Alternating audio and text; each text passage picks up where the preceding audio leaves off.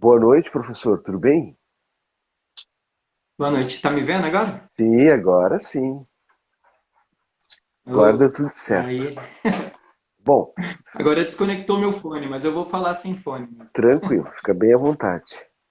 Bom, então, Tranquilo? boa noite a todos e a todas.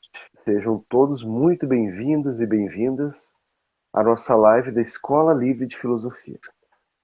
Meu nome é Clayton e, em nome da escola e do nosso coordenador, o professor Sérgio Sardi, dou as boas-vindas a todos vocês. Hoje teremos conosco o professor Guilherme Menezes. Eu vou ler um pouquinho do currículo dele aqui. O Guilherme é graduando em filosofia pela PUC, e as áreas de interesse, né, que o Guilherme tem são epistemologia, metafísica, filosofia e ciência da religião, entre outras que ele vai falar para nós agora um pouquinho da trajetória dele. E também ele é o curador do canal Filosofia de Bolso no YouTube. Já convido a todos para curtirem lá o canal do Guilherme, que é bem bacana. Bom, Guilherme, então te dou as boas-vindas, tá?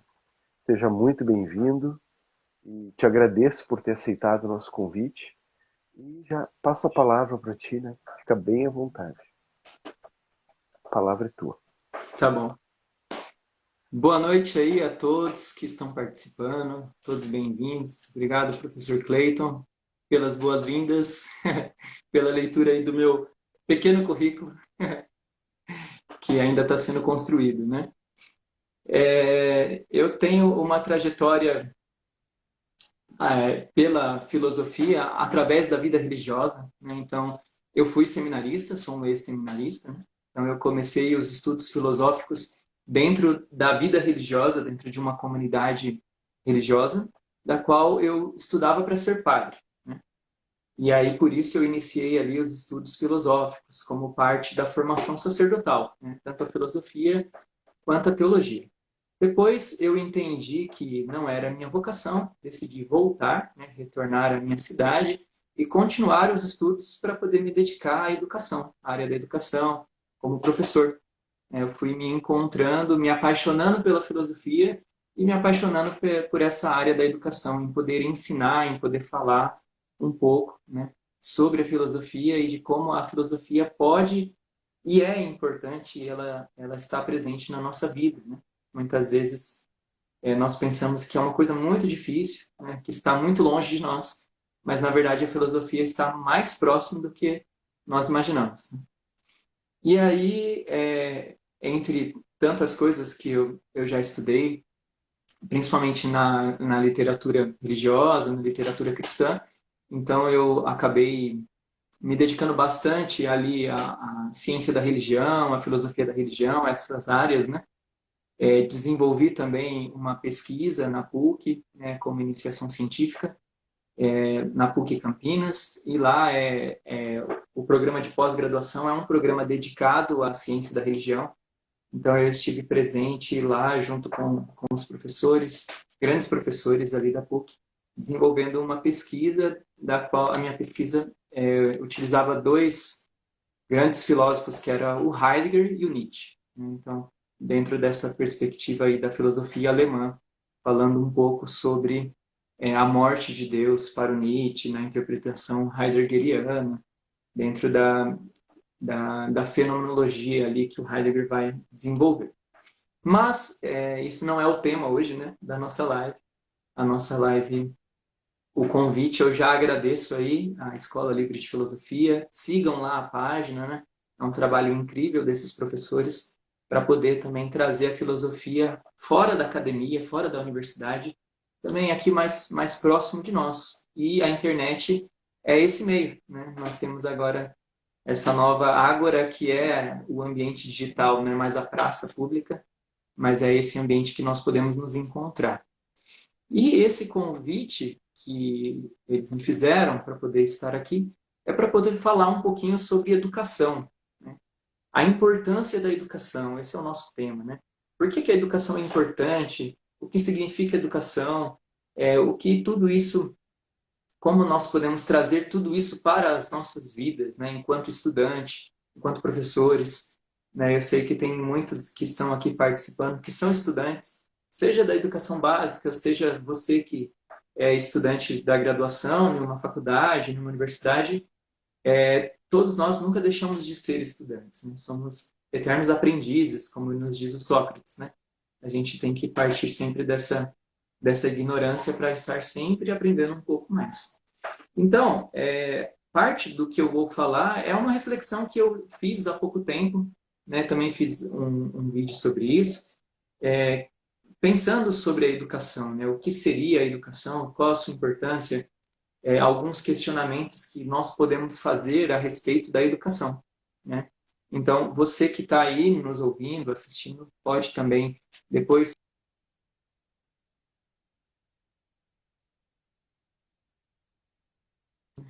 Mas, inicial, né? Nós precisamos refletir, nós precisamos nos questionar o que é a educação, por primeiro, né? Para depois nós entendermos a sua importância, principalmente no nosso mundo hoje, o mundo contemporâneo, a importância da educação. Então, se nós olharmos no dicionário o que é educação, né, nós fizermos essa pergunta por primeiro, vai aparecer lá alguns significados da educação, né, mas sendo educação como o ato de ensinar, o ato de educar. Né? Mas ensinar o quê? O que nós ensinamos? Nós educamos com o quê? E seria, né, essa resposta o conhecimento. Né? Todo tipo de conhecimento ele pode ser passado, ele pode ser transferido para outra pessoa. Né? A educação é esse processo de transferência do conhecimento, né?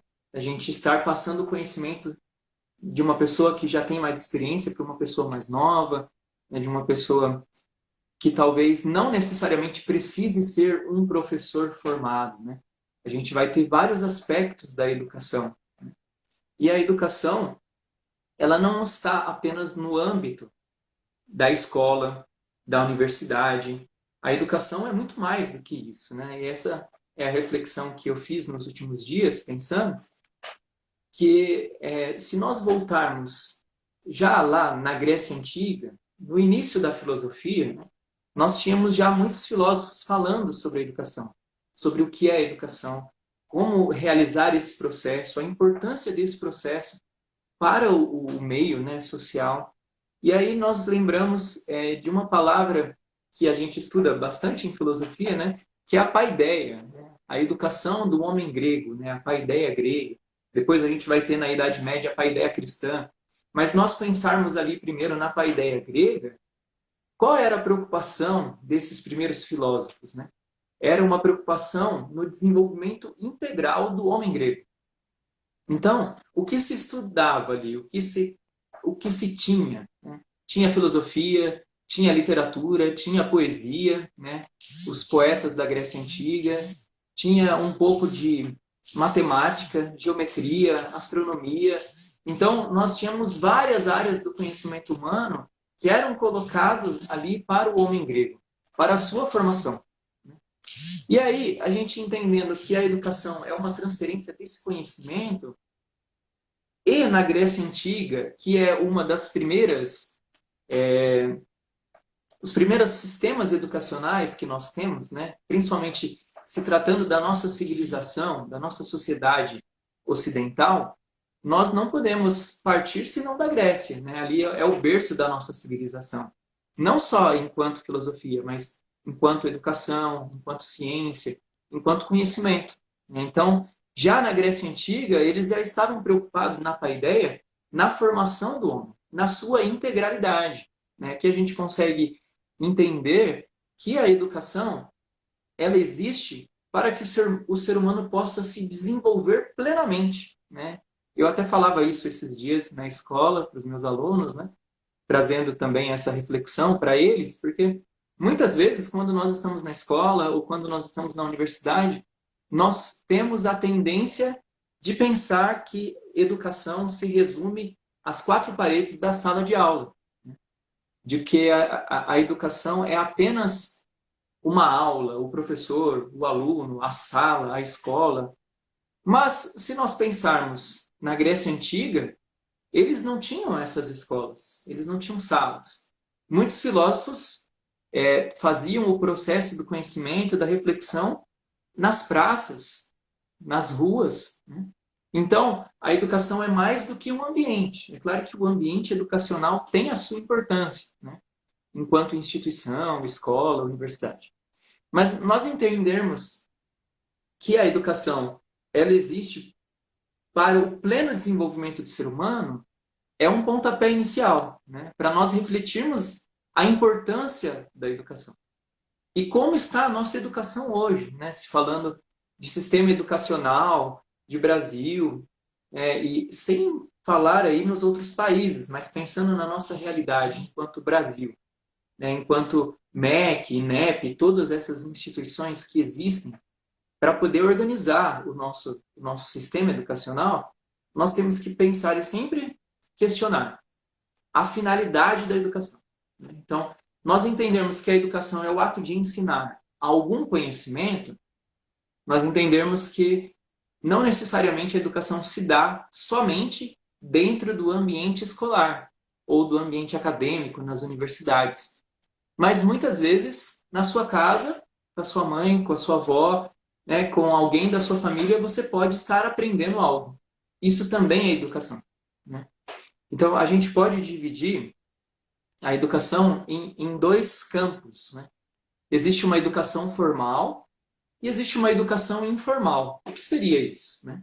A educação formal é a educação que ela está formalizada dentro de um currículo, dentro de um sistema, que é a educação que nós temos na escola, né? Nós temos essa educação na escola, nas universidades, e nós chamamos isso de educação formal. Por quê?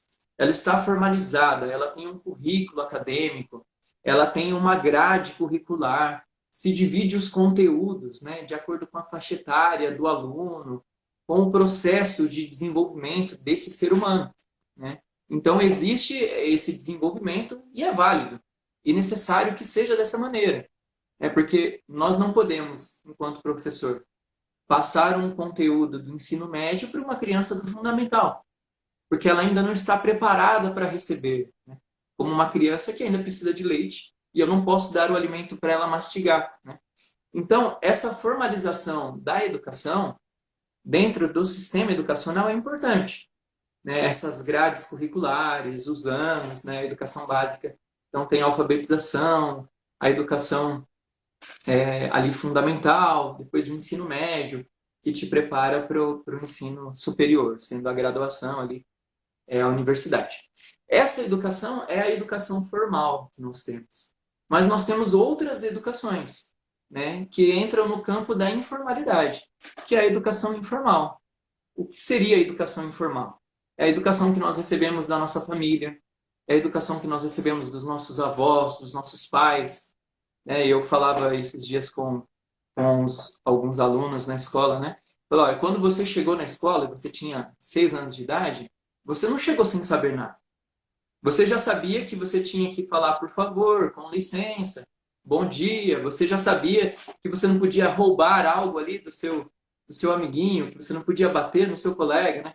Então, isso também é uma educação que você recebeu na sua casa, na sua família, né? O que nós consideramos isso como uma educação informal, que também tem a sua importância, né? A educação informal e a educação formal. A informal está dentro do campo do senso comum, da tradição familiar, entra também aspectos religiosos, entram vários aspectos aí. Mas essas duas educações, elas se completam, né? Elas têm que se completar, né?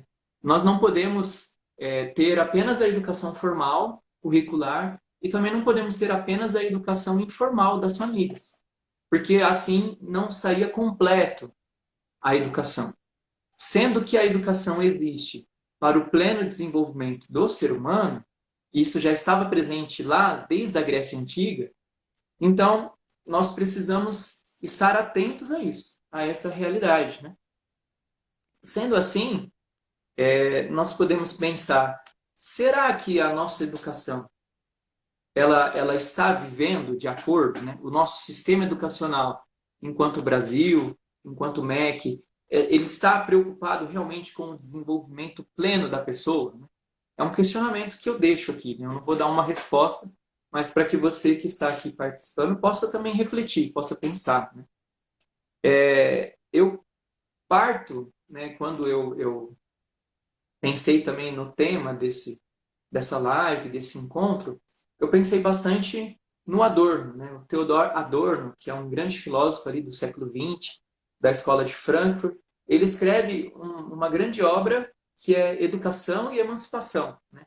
Então, eu me inspirei muito nesse livro para pensar o processo educacional, né? E aqui é um pensamento meu, né?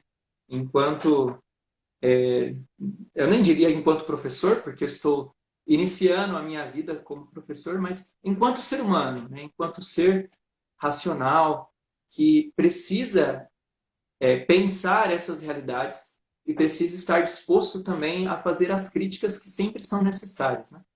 Para o crescimento, né? Para o crescimento da sociedade. Então, o Adorno ele vai ter algumas obras, né, em um compêndio que chama Educação e Emancipação, né? Uma delas, ele vai falar sobre a emancipação, outra ele vai falar sobre a barbárie, né? Então é interessante porque se nós pensarmos no século XX, o ser humano, né, ele atingiu um grande grau de conhecimento, de ciência, de desenvolvimento, ele atingiu grande conhecimento, ele teve grande conhecimento, mas ele foi capaz de fazer a guerra, ele foi capaz de matar outras pessoas, ele foi capaz de fazer atrocidades, né? Aquilo que nós chamamos de barbárie. Só nós pensarmos ali nas duas grandes guerras mundiais. Mas é isso que é importante, né? O Adorno vai dizer, a educação ele tem que existir enquanto um processo emancipatório para que nós não retornemos à barbárie da guerra, né? A barbárie do que aconteceu nos campos de concentração, na Alemanha, na Europa. Então, é interessante porque o processo educacional ele tem que existir para o pleno desenvolvimento da pessoa, para que essa pessoa se desenvolva enquanto cidadão, né, conheça os seus direitos e os seus deveres, politicamente falando, e também para que essa pessoa consiga se desenvolver no aspecto profissional, né? Então, a qualificação para um trabalho digno, um trabalho que você seja capacitado para tal, também passa pelo processo educacional.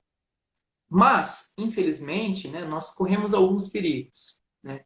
Seja de nós cairmos no risco de repetir as grandes barbáries do século XX, né? Atrocidades, desigualdades, a falta de respeito com aqueles que são diferentes, né? E também de nós acabarmos pensando que a educação é apenas um processo para formar um profissional, e não é, né? A importância da educação é para o pleno desenvolvimento do ser humano, para que esse ser humano se desenvolva e consiga compreender o seu processo de cidadania, para se tornar na sociedade um cidadão, que conheça os seus direitos e os seus deveres. E aí, se nós não entendermos que a educação existe para que todos os seres humanos, através do conhecimento, cheguem ao seu pleno desenvolvimento, ele vai ser um péssimo cidadão e ele também vai ser um péssimo profissional. Se nós não compreendermos que a importância da educação é o pleno desenvolvimento do ser humano, todas as outras finalidades elas vão sucumbir, né? Seja a cidadania, seja a experiência profissional dos jovens, né? Então, nós temos que tomar cuidado, e aqui é uma crítica que eu deixo para nós pensarmos, né? Nós temos grandes filósofos do século XX, seja Hannah Arendt, que vai falar sobre o totalitarismo. Então, a educação ela tem que servir como um processo racional para desenvolver o senso crítico, e aí a importância da filosofia no processo educacional, e não apenas da filosofia, mas de que todas as disciplinas na educação e no processo educacional, elas sejam uma educação filosófica, né? A gente sempre refletia isso na universidade. Não é apenas a filosofia que vai desenvolver o senso crítico, mas enquanto nós não tivermos uma educação filosófica que mostre aos alunos, sejam da educação básica, seja da universidade, que as disciplinas elas são interdisciplinares, elas se conversam, né? Você pode aprender geografia e matemática ao mesmo tempo, né? A interdisciplinaridade do conhecimento. Se nós não compreendermos isso, a educação ela vai ser apenas um processo para formar um profissional. E isso é um grande erro. E não vai desenvolver o senso crítico. E aí nós vamos sempre ser uma massa, né? E aí é o risco de nós sermos massificados por qualquer ideologia, né? Se nós não compreendermos a importância da educação para nós termos seres humanos livres, seres humanos que se desenvolvam plenamente e que tenham o seu senso crítico, para não ser levado por qualquer vento, por qualquer ideologia, né? É só você pensar no século XX. O que os grandes regimes totalitários fizeram na Europa? Queimaram livros, destruíram bibliotecas, mexeram na educação, porque não queriam que esses jovens desenvolvessem o seu senso crítico para serem massificados. Então, isso é muito importante. A educação, ela é importante para que o ser humano desenvolva o seu pleno desenvolvimento, né? Chegue ao seu pleno desenvolvimento enquanto pessoa, integralmente, todas as suas realidades, física, emocional, psicológica, moral, em todos os aspectos, na sua integralidade. E também, né, esses pensadores, Adorno, Hannah Arendt, nos ajudam a compreender que o processo do conhecimento, o processo educacional, nos ajudam a não repetir as grandes barbáries da humanidade, seja a guerra, seja a matança, seja a violência. Através do conhecimento, nós conseguimos lidar com os diferentes e nós não somos dominados por nenhuma ideologia. Então, essa reflexão que eu queria trazer, e além de tudo isso, é claro, né, se nós pensarmos politicamente no nosso país, né, a educação ela é um direito, né, está na Constituição como um direito de todo cidadão. Então, você que está aqui assistindo, que está participando, não importa a sua idade, você tem o direito de participar do processo educacional, de buscar o conhecimento, de aprender, de ter uma formação, seja em qual área que for. Você tem esse direito, é um direito de todo cidadão. Então, a gente pode abrir aí para quem está participando, se quiser fazer alguma pergunta. O professor Clayton também, fica à vontade, se quiser fazer alguma observação, alguma pergunta, para a gente ir dialogando juntos aqui. Ô, Não ficar apenas eu.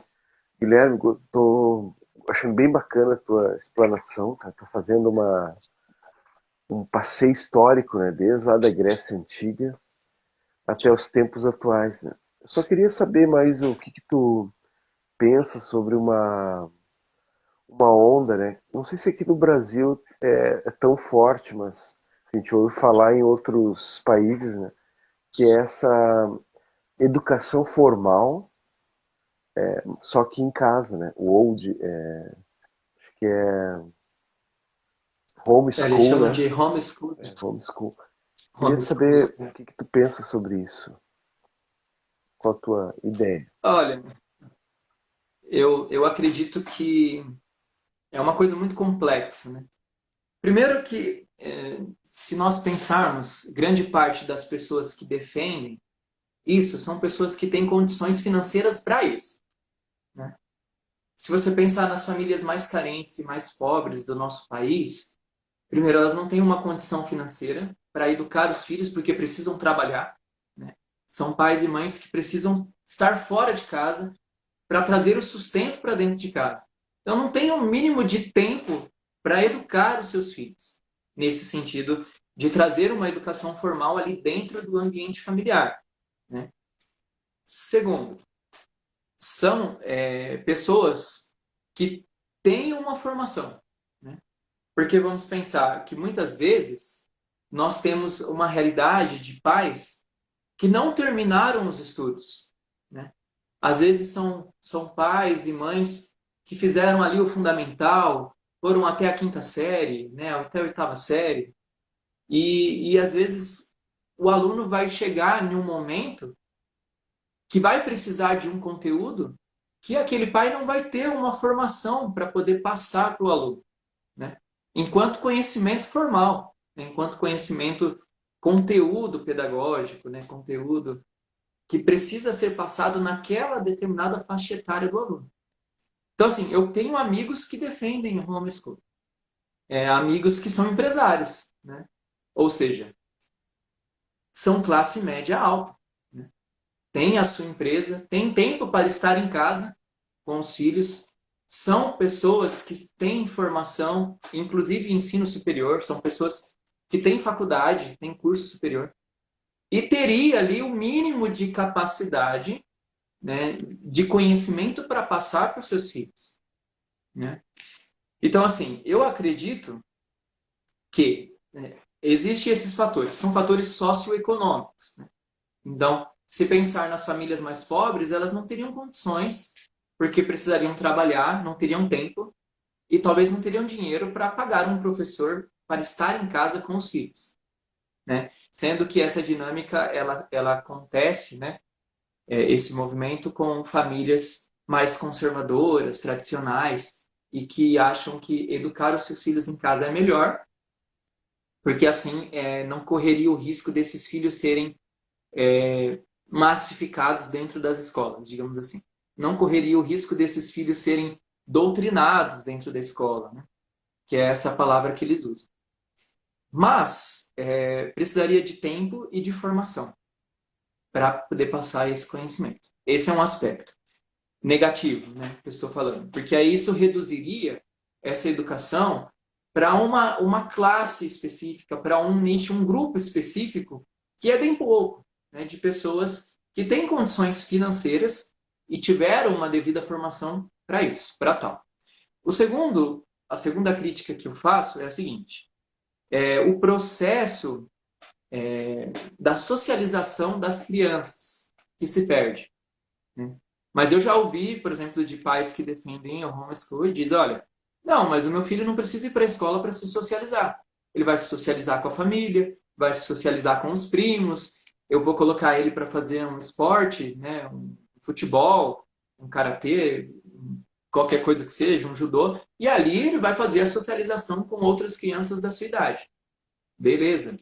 É válido? É válido. Qualquer atividade extracurricular é válido para o desenvolvimento da criança, desse ser humano.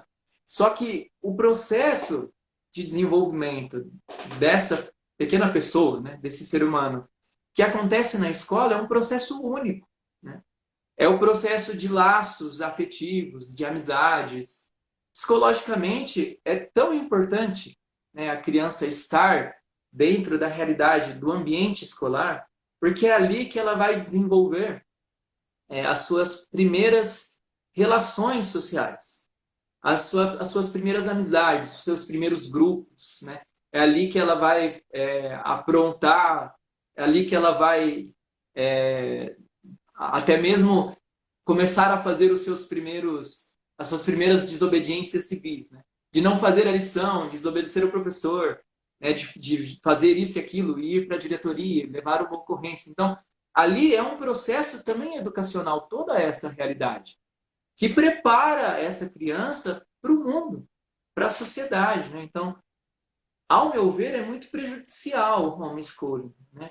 E é interessante porque nós tivemos um movimento no Brasil, né, em 2017, 2018, grande parte defendia esse método. Aí começou a pandemia. Aí começou a aula online. As crianças em casa e os pais ficando loucos.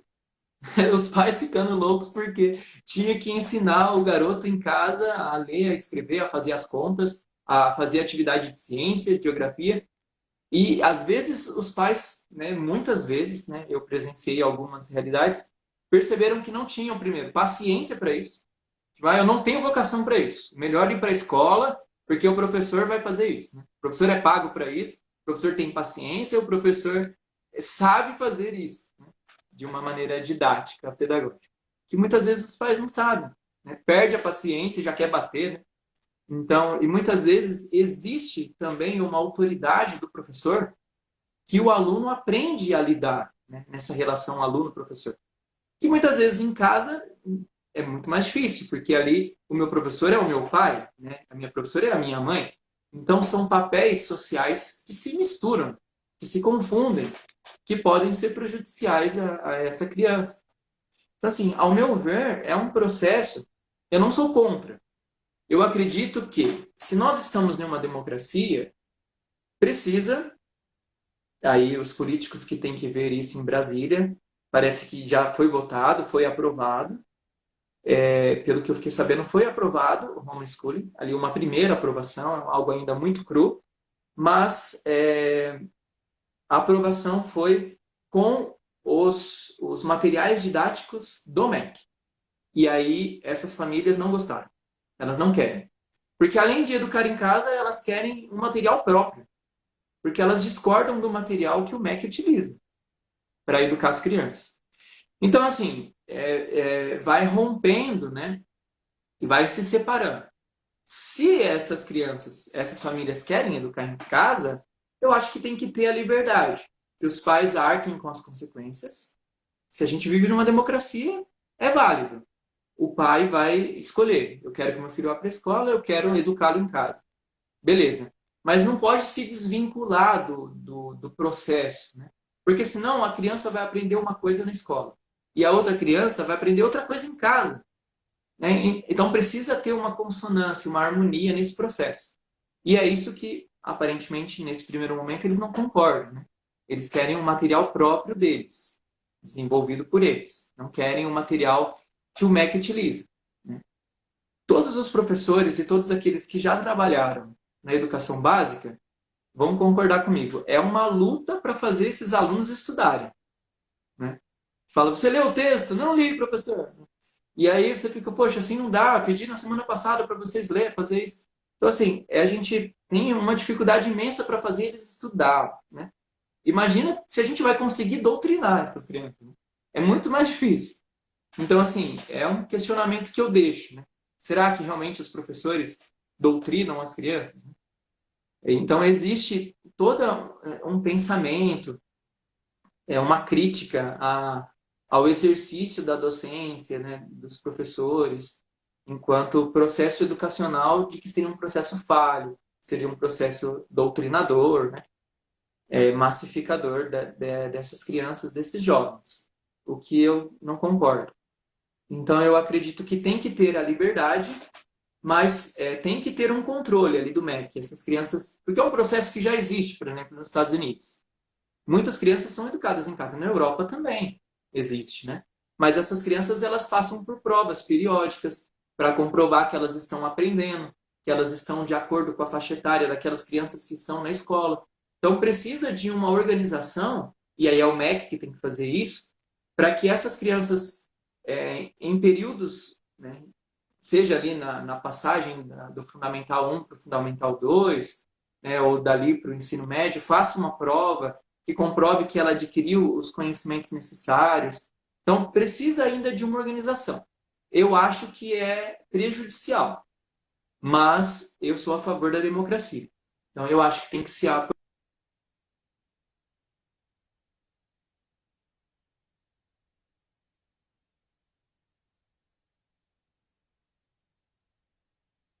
infelizmente. Uma situação econômica boa, né?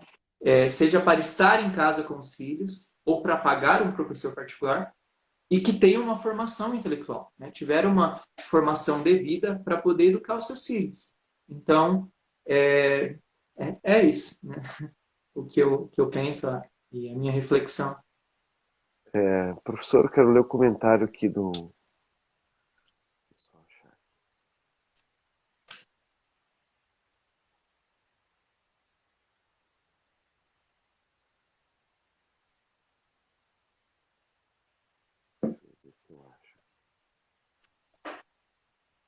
Bom, o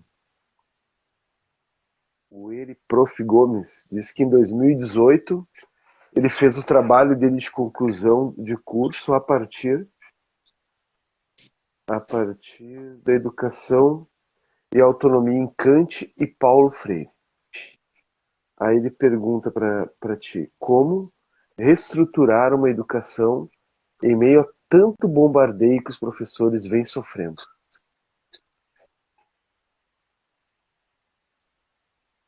Acho que ele saberia responder melhor do que eu, né? Se ele fez esse trabalho aí, utilizando o Kant e o Paulo Freire, deve ter sido um trabalho muito bonito, né? Parabéns aí pelo trabalho.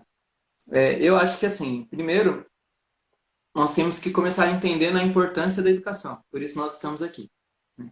Segundo, nós temos que lutar pela educação. Não somente os professores. E não somente por um salário melhor, né? Porque às vezes a gente só escuta esse discurso. Todo mundo tem que ter um bom salário, eu entendo. Mas mais do que isso, para que nós tenhamos uma educação de qualidade, né?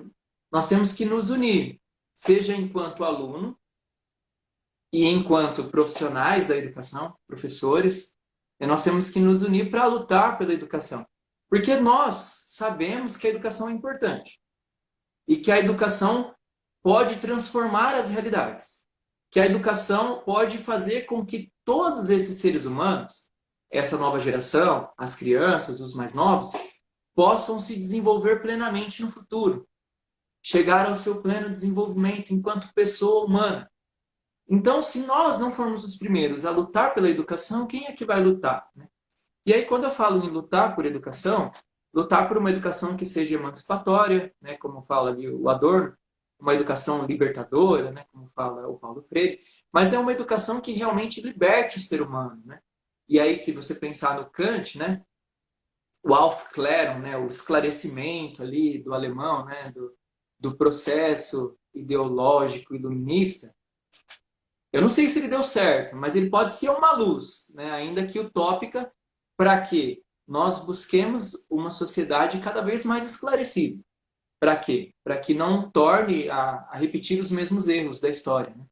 Não torne a repetir as grandes guerras, para que nós deixemos de lado a violência, para que nós possamos... Imagina, se nós tivéssemos uma sociedade, né, um Brasil, que investisse em educação, que tivéssemos uma educação de qualidade, talvez nesses últimos 4, 5 anos, nós teríamos menos briga política como nós tivemos nos últimos tempos, né?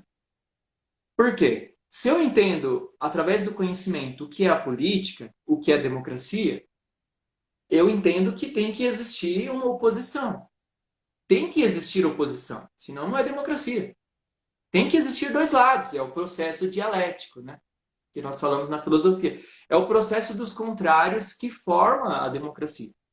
Tem que existir o governo, tem que existir a oposição. Aqui, indiferente da sua posição política. Se não tiver oposição, não é democracia.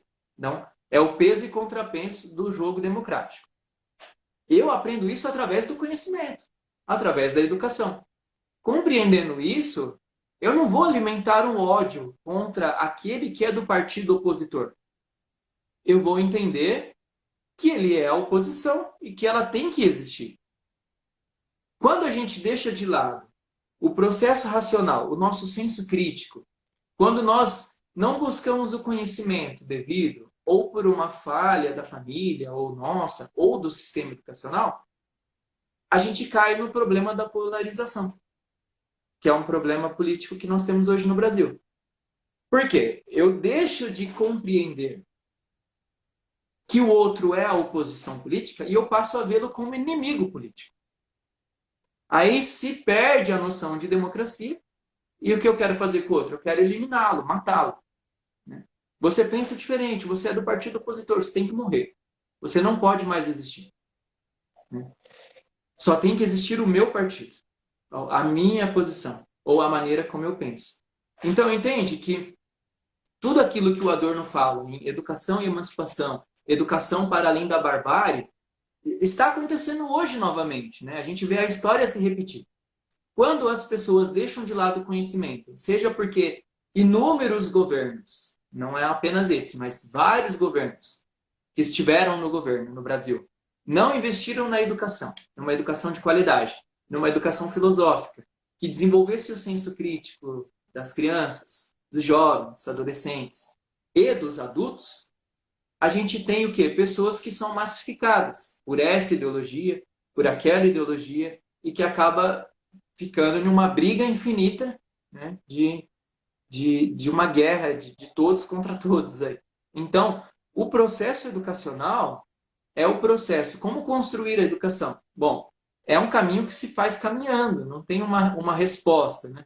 Mas a gente faz compreendendo e lutando para que esses governos invistam dinheiro, né? Então a gente vê quantos universitários, inclusive eu, né, perdemos bolsas de estudo, tivemos bolsas atrasadas, bolsas, né, de pesquisa, da ciência, tanto das ciências humanas quanto das ciências biológicas, de tantas áreas, foram cortados, investimentos foram cortados. É investimento para mim? Não, é para a educação, que foram cortados. Foi apenas nesse? Não. Isso já tem uma história longa, cerca de 15, 20 anos que a gente vem vendo aí o sucateamento da educação. Então, por quê? E aí a gente volta ao Adorno. Por quê? A gente volta a Hannah Arendt. Por que que eles não querem que nós tenhamos investimento na educação, na pesquisa? Por quê? Porque isso faz o jovem pensar. E fazendo o jovem pensar, ele não vai ser dominado por nenhuma ideologia. Então, eu acho que a gente tem que construir juntos, né? Você na sua universidade, na sua escola, os professores têm que se unir, a gente tem que brigar. Às vezes a gente precisa realmente de uma certa militância, infelizmente, por uma educação de qualidade.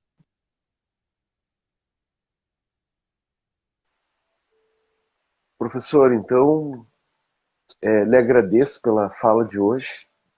Foi um tema bem pertinente, eu acho que as trocas foram bem bacanas, né? Depois esse vídeo vai estar disponível para nós ali no perfil da Escola Livre de Filosofia. Então, em nome da escola, lhe agradeço novamente. Desejo uma boa noite para você e para todos. E convido a todos que estão presentes a curtir a página, a curtir o canal do professor, canal Filosofia de Bolso. E aguardo você semana que vem com a live sobre Epicuro e saúde mental. Uma boa noite a todos e a todas. Obrigado, boa noite, obrigado pelo convite, boa noite a todos, aí obrigado por todos que participaram, esteve conosco. Boa noite, um abraço a todos.